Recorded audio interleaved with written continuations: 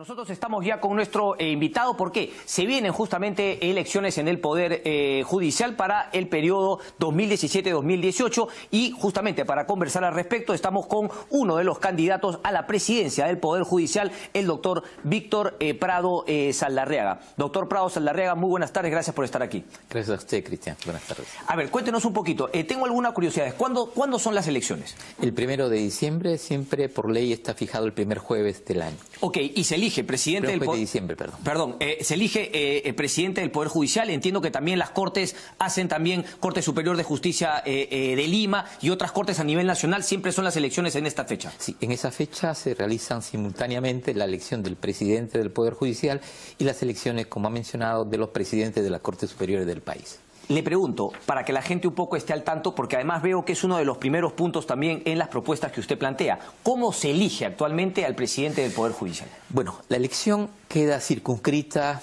a un electorado compuesto exclusivamente por los magistrados titulares de la Corte Suprema, los cuales en votación secreta y en pleno eligen entre los candidatos que se postulan para este cargo. ¿Es una terna también en esta oportunidad? Somos cuatro, hasta donde he podido conocer esta tarde, ¿no? Está la doctora Elvia Barrios, el doctor Duberry Rodríguez, el doctor José Pariona y su servidor. Correcto. ¿Cuántos son los titulares de la Suprema? Rodríguez, el doctor José Pariona y su servidor. Correcto. ¿Cuántos son los titulares de la Suprema? Somos 20, pero el electorado se reduce a 18, 19, dado que uno es el presidente del Poder Judicial actualmente en ejercicio. Ok. ¿Cuáles son un poco las propuestas? Porque justamente leía la primera, ¿no? Reformas constitucionales y legales que promuevan la elección universal y directa de la presidencia de la Corte Suprema y de las presidencias de las Cortes Superiores del país. Bueno, justamente para nosotros, frente a lo que ha sido una crítica y un cuestionamiento constante, el secretismo en estos procesos, consideramos que una forma de hacer transparente y de convocar la atención de la ciudadanía a las propuestas de cambio que pueden plantearse en estos procesos es que se convierta la elección ya no en una actividad que solo desarrolle un grupo determinado de magistrados, en el caso de la Corte Suprema, sino que sea una votación directa y universal de todos los jueces titulares del país, tanto para elegir al presidente de la Corte Suprema como para elegir a los presidentes de las Cortes Superiores. Este me parece un cambio trascendente que ha sido también postulado, he revisado algunas alternativas que han formulado diferentes sectores para que justamente la población entienda ese mensaje que queremos transmitir. Y además un vínculo mayor también, porque imagino que, claro, si es así, por lo menos quizá habría más publicidad cada momento de las elecciones, tanto así que yo le hago las preguntas, ¿no? Bueno, algo sabía yo, pero claro, mucha gente ni siquiera sabe que en diciembre se eligen a los presidentes del Poder Judicial, de las Cortes, y creo que es un tema fundamental que la gente esté también empapada, cómo se eligen, quiénes se eligen, qué proponen exactamente, ¿verdad? Justamente, y no solamente del proceso mismo de la elección, sino de las propuestas, que creo lo trascendente. Correcto. Esa primera propuesta está muy interesante. ¿Qué otras propuestas, doctor? Consideramos también la necesidad de dar finalmente una autonomía presupuestal al Poder Judicial. Justamente concurrimos en estos días al debate final del presupuesto que se asigna a los diferentes órganos del Estado y en particular al Poder Judicial. A diferencia del Congreso, el Poder Judicial tiene que ser sometido a todas las diferentes etapas de formación del presupuesto. Y acabamos siempre con una frustración, no se alcanza los recursos necesarios para poder desarrollar a la institución, para poder mantener el conjunto de proyectos en marcha y para evitar lo que hoy sucede, esto es estas huelgas anuales que tenemos de trabajadores que con justicia reclaman una remuneración mayor pero que no se puede atender. ¿Cómo se lograría la autonomía? Déjeme entender ese tema, es decir, ustedes, digamos, pasarían únicamente, o sea, ¿quién controlaría finalmente? Porque usted me ha dado el ejemplo del Congreso, pero ¿cómo se llegaría? Porque claro, uno puede pedir también, ¿no?, de manera desmedida. ¿Cómo así? ¿Cómo sería llegar a ese tema? Bueno, esta iniciativa parte de la experiencia reciente. El Poder Judicial construye su presupuesto en una especie de concertación previa con el Ejecutivo. Hay una comisión bipartita que va estudiando los requerimientos y obviamente las posibilidades de caja fiscal. Ok. Eso se hace directamente con el MEF. Exactamente, y este esfuerzo no ha rendido resultados esperados. En definitiva se ha convertido en una especie de lo que obviamente llamamos un paseo, una discusión que a fin de cuentas no lleva a alcanzar la meta, porque la propuesta que se alcanza desde estas comisiones ya empieza a ser reducida y cuando llega al debate del Congreso, la comisión inicial, luego el pleno, acaba con una reducción mayor. No ha mostrado eficiencia, un desgaste. ¿Cuál se cambiaría entonces? Que ustedes vayan directamente a plantearlo al Congreso de la República y ya no pasar por el MEF. O sea, igual estarían supeditados, digamos, ya a la negociación con el Congreso, pero no primero con el MEF. Eso es lo que plantean. En un nivel de control en base a las necesidades sustentadas, pero con una posibilidad más directa de exponer de negociar y de exponer ese tema. Y en base a resultados, doctor, también sería algo que ustedes tomarían en cuenta, teniendo, claro, considerando también pues que la gente está no un poco, sino bastante, digamos, decepcionada un poco del Poder Judicial, también del Ministerio Público y de muchas instituciones en general que justamente arman el sistema de justicia. Sí, tiene razón, y para nosotros es una preocupación esencial. En la medida en que nosotros no logremos recuperar la confianza de la sociedad en nuestro servicio, en la capacidad de nuestros operadores, que no mostremos responsabilidad institucional en el manejo de nuestras funciones y de los casos que se nos presentan y que debemos tratar, encontraremos siempre ese desgaste institucional y encontraremos en ese rechazo social, en esa negativa imagen, un contrapeso negativo a su vez para poder acceder a mejores recursos.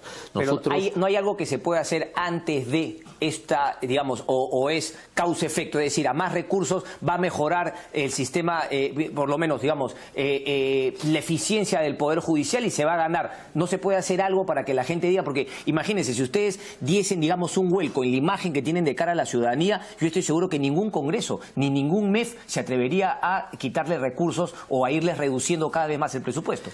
De hecho, tenemos un conjunto de disfunciones que tenemos que atender. La más sensible se puso en evidencia con un conjunto de resoluciones controvertidas que generaron ese episodio tan triste para nuestra institución, que fue la marcha del 13 de agosto, donde la población nos mostró sus desacuerdos, nos mostró su preocupación con mucha claridad. Nosotros entendemos que el esfuerzo mayor está en capacitar a nuestros jueces en el manejo de estos casos sensibles. Pongamos el tema de la criminalidad organizada, de la inseguridad ciudadana, que es también otro de los problemas nacionales más trascendentes. Pues bien, nosotros tenemos que mejorar el sistema de reclutamiento de estos operadores de justicia y darles una formación acorde con lo que es la criminalidad organizada contemporánea. Mayormente ellos surgen de una experiencia de delincuencia común, de tratar delincuencia común. La criminalidad organizada es otro tipo de modelo criminológico que debe merecer de la formación de los jueces un nivel diferente. Especialización de jueces también para cosas específicas. Porque eso es lo que queremos también plantear con énfasis. Nosotros tenemos unidades especializadas, pero generalmente no tenemos jueces especialistas. Y eso es un factor que a la postre genera este tipo de disfunciones, este tipo de prácticas negativas que son las que queremos cambiar. Me da curiosidad, doctor, ¿cuánto es el presupuesto de este año y, digamos, cuánto más, qué porcentaje más se requeriría desde su punto de vista? Bueno, el presupuesto que se está pidiendo para el ejercicio que viene es de 3.107 millones de soles, es el óptimo. Sin embargo, la posibilidad ya empezó con un recorte que coloca en 2.800 millones. De pronto ya hay un problema de déficit importante. Claro está, como en el presente año, eso se va superando a veces con la aplicación de complementos, de suplementos, pero no nos evita la situación interna, el desequilibrio ¿Y ese 3.107, todo viene del Ejecutivo o, digamos, también hay...? No, es la propuesta inicial que hace el Poder Judicial. Pero, digamos, hay recursos propios también, porque ustedes tienen tasas y ese tipo de cosas también. Esto es muy importante. Una mayor posibilidad de gasto de estos recursos propios sería también una alternativa, sobre todo para las Cortes Superiores del Interior.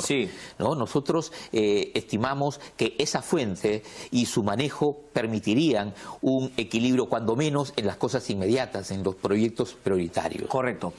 Doctor, ¿qué otros planteamientos? Porque veo también que, claro, ¿no? Ampliar los periodos de gestión, 2 años quizás es muy poco, y además empalmarlo también como es en el Ministerio Público cada 3 años. Exactamente, esa es nuestra propuesta, en el sentido de que, como bien lo ha indicado, se trata de un periodo que ni siquiera alcanza a una planificación inmediata, y por ende es menester que los planes que se proponen y que deberían de ser debatidos, desafortunadamente no ha habido ese espacio más allá del que ustedes aquí nos permiten para difundirlo a la colectividad. Lo cierto es que es un periodo tan breve que impide la realización de muchas de estas propuestas. El plan tiene que ser focalizado, tiene que ser concentrado, y consideramos que un periodo de 3 años permite cuando menos construir una primera avanzada de lo que debe ser en el futuro un proyecto judicial continuo. Pero me ha parecido alucinante lo que me ha contado, doctor, que la votación sea secreta, además, la votación de la Suprema. Y me dice que si son 20 y no se da un debate, es decir, ni siquiera hay para exponer al interior de los Supremos, es un tema de quién convence a quién se acerca a quién, y finalmente en base a... ¿no? Y ahí obviamente se puede prestar para, bueno, yo te apoyo ahora, mañana me apoyas tú, dame que te doy... Es un poco complicada la situación actual de cómo se elige al presidente del Poder Judicial. Bueno, se lo digo como testigo directo. Enhorabuena, ¿no? Y justamente que lo plantee. Y por ende que mi planteamiento es ese, ¿no? O sea, no se puede dar una definición de un cargo tan trascendente para el país, para la institución, a partir de simpatías o no frente a un determinado candidato, sino de propuestas de cambio, y de cambio que sea controlable, verificable. De hecho, otro tema importante es el cambiar las estrategias contra la corrupción, el cual es un problema que se añade a los anteriores y fortalece esa mala imagen que tenemos ante la ciudadanía. Correcto. 1 de diciembre, entonces, doctor, le agradezco mucho por estar acá, le deseo mucha suerte, y obviamente, ¿no?, en aras de la democracia, invitar también a los otros 3 candidatos para que puedan exponer su punto de vista, porque finalmente el tema son las propuestas, ¿no? De eso Así es, en eso estamos plenamente convencidos, y es la mejor práctica que podemos tener. Muchas gracias, doctor. Hacemos una pausa y regresamos, no se muevan. Usted plantea, ¿cómo se elige actualmente al presidente del Poder Judicial? Bueno, la elección queda circunscrita a un electorado compuesto exclusivamente por los magistrados titulares de la Corte Suprema, los cuales en votación secreta... El doctor Víctor Prado Saldarriaga. Doctor Prado Saldarriaga, muy buenas tardes, gracias por estar aquí. Gracias a usted, Cristian. Buenas tardes. A ver, cuéntenos un poquito. Tengo algunas curiosidades. ¿Cuándo son las elecciones? El 1 de diciembre, siempre por ley está fijado. Nosotros estamos ya con nuestro invitado porque se vienen justamente elecciones en el Poder Judicial para el periodo 2017-2018, y justamente para conversar al respecto estamos con uno de los candidatos a la presidencia del Poder Judicial. El primer jueves del año. Ok, y se elige presidente del Poder... de diciembre, perdón. Perdón, se elige presidente del Poder Judicial. Entiendo que también las Cortes hacen también Corte Superior de Justicia de Lima y otras Cortes a nivel nacional. Siempre son las elecciones en esta fecha. Sí, en esa fecha se realizan simultáneamente la elección del presidente del Poder Judicial y las elecciones, como ha mencionado, de los presidentes de las Cortes Superiores del país. Le pregunto, para que la gente un poco esté al tanto, porque además veo que es uno de los primeros puntos también en las propuestas que